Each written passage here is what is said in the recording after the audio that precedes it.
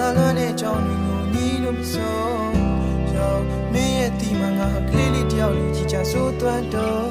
ပေါ့ဘိုးတော်လည်းများကိုမကြော်လွန်နိုင်သေးခင်ပြမိုးသားရဲ့အောင်ပြင်အိမ်လေးတစ်လုံးဆောင်နေခဲ့